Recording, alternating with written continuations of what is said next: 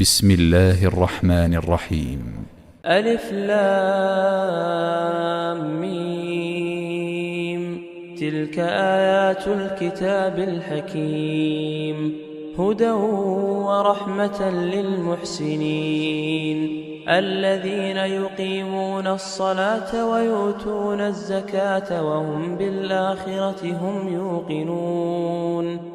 أولئك على هدى من ربهم وأولئك هم المفلحون.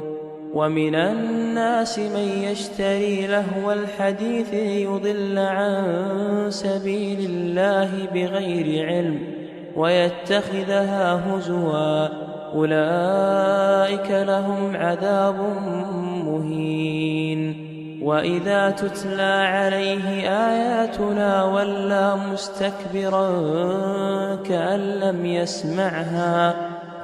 لم يسمعها كأن في أذنيه وقرا، فبشره بعذاب أليم.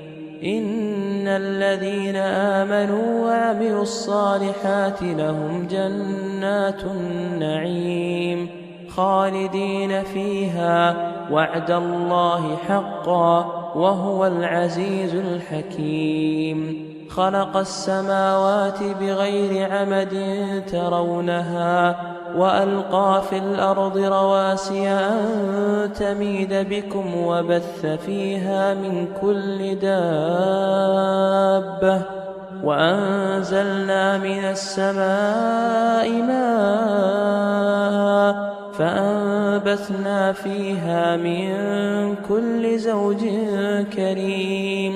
هذا خلق الله فأروني ماذا خلق الذين من دونه، بل الظالمون في ضلال مبين.